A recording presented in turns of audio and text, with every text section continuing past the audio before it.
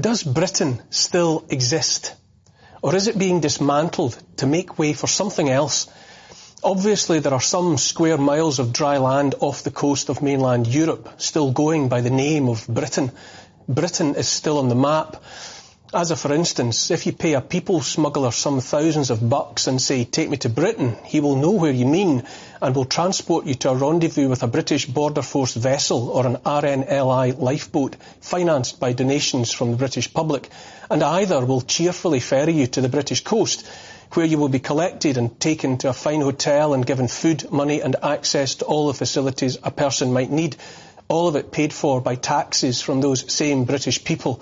Millions of British people who are themselves painfully short of money and struggling to feed themselves and heat their homes.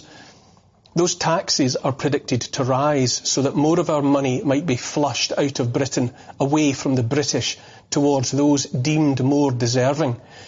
But does that name, Britain, still define a sovereign country in any meaningful sense? The crisis on the south coast is only part of a bigger problem.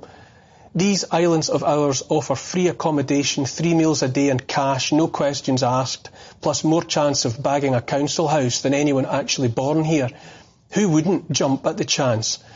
But the setting aside of the border to make way for thousands of new arrivals every day is only a symptom of a homegrown sickness.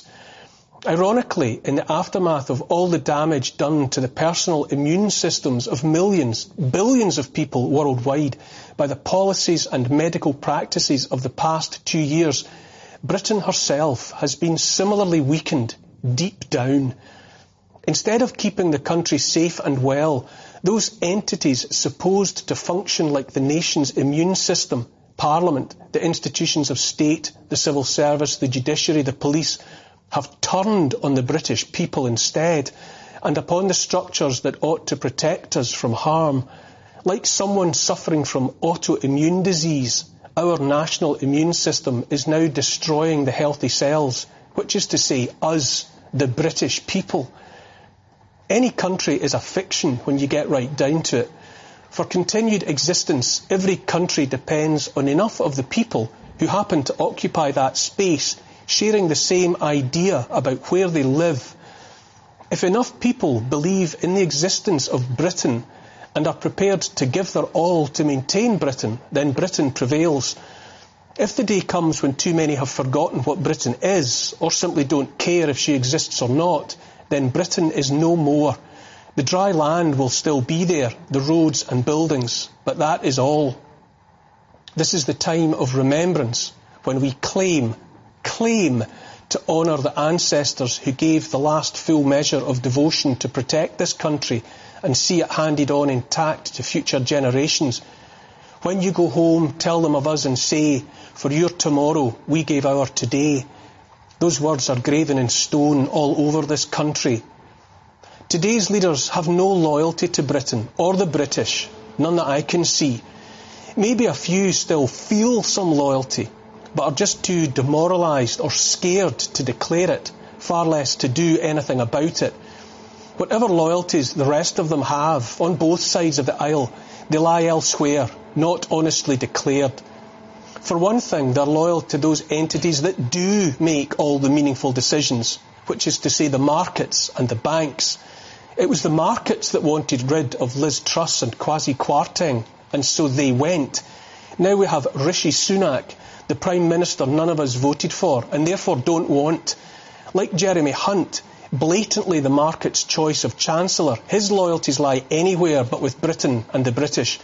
Imagine how both men drool at the prospect of a central bank digital currency and the surveillance society it will force upon us. If we are led by figures committed to objectives that are against our interests, are we even obliged to obey their diktats when they are undoing everything Britain has been? Are the needs and wants of the British people to be set aside in favour of the needs and wants of everyone else, anyone else in the world?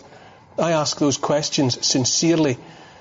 Since we're talking about the markets and the banks, we might as well focus on what it's all about, all of this upset and upheaval, which is control. Control of the people via control of our money. At a time when British people are struggling in ways that have been unknown to millions for a very long time, a vast mountain of the money they pay in tax is being shovelled elsewhere. For the crime of having been born in the home of the Industrial Revolution that changed the world for the better and lifted billions of people out of poverty, this latest generation of British people is to be punished, diminished, made dependent upon a state that openly despises us and treats us with contempt. Setting aside, for example, the fact that China has pumped out more pollution in the last 8 years than Britain managed in the 220 years since the Industrial Revolution began, more of the taxes paid by British people might be handed to the developing world, perhaps China included, who knows, as our penance for making it possible for 8 billion people to be alive in the world at the same time. Courtesy of cheap, efficient energy, plentiful food and all the benefits born of the modern medicine and technology our ancestors' efforts made possible. The fire kindled here more than 200 years ago made life better, made life possible for billions, and in return we are to be mugged in broad daylight, our wallets emptied and our hard-earned cash handed to anyone around the world that wants it. A good whack of China's recent output of CO2 came from burning coal to make our wind turbines, and the rest of the vanity projects that let our remotely controlled leaders spout lies about cutting emissions. But hey-ho, never let the facts get in the way of a good global scam. Back to the point, British money, earned by hard-working, struggling British people, is being funnelled out of Britain and into the wider world as fast as the leaders can make it flow. Cynic that I am, I conclude that all possible efforts are being made to impoverish and so destroy once and for all that upstart aspirational middling class whose very existence so infuriates today's rulers. Natural law is summarised in 3 words. Do not steal. It underpins all lawful behaviour. Do not steal the life of another. Do not steal the private property of another. Do not steal the product of a worker's labour, which is to say taxation. Do not steal a person's rights. Do not steal. It's simple, but that simple foundation of lawful society has been set aside for the benefit and enrichment of the few. Every day and more, those calling themselves our leaders are stealing everything. They look us in the eye and steal from us. During lockdown, they stole our rights and liberties. They stole the livelihoods of millions. They stole mental and physical well-being. They stole the way things used to be. They're stealing the futures we had planned for our children. There's a line of Latin that goes, quis custodiet ipsos custodes. It means, who will guard the guards themselves? Those words focus our attention on the situation that arises when people with the power to supervise others are not themselves subject to the same scrutiny. It applies also when those who entitle themselves to make the law also empower themselves to enforce the punishments.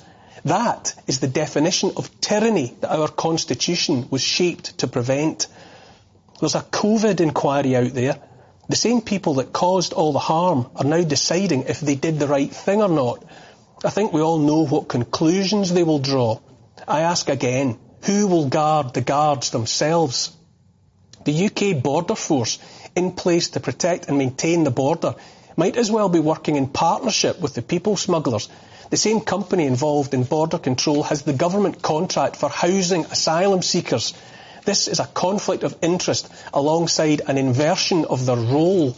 The police, a citizen police force supposed to protect the British public, does next to nothing to keep law-abiding citizens safe from real violent crime and instead monitors what people say on social media.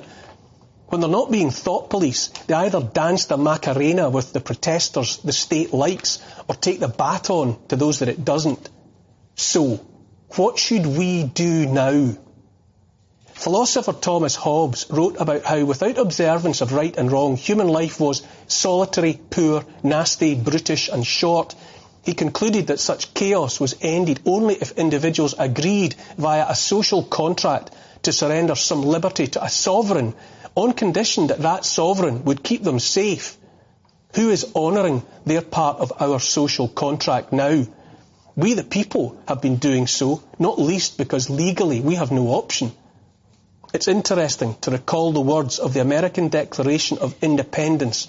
life, liberty and the pursuit of happiness, that to secure these rights, governments are instituted among men, deriving their just powers from the consent of the governed, that whenever any form of government becomes destructive of these ends, it is the right of the people to alter or to abolish it, and to institute new government, laying its foundations on such principles and organising its powers in such form as to them shall seem most likely to affect their safety and happiness. I say that by their actions over the last many years, our leaders have made the social contract null and void. They are not protecting our freedoms and rights, nor Britain herself. On the contrary, they are working in league with others to remove those rights and freedoms and to unmake Britain. If they will not honour the social contract, then why should we? While we were distracted, our governments assumed outrageous powers over us. Body and mind were being crushed and numbed. The time for accepting all of this has long passed. Here's the thing. Where should our loyalties lie now?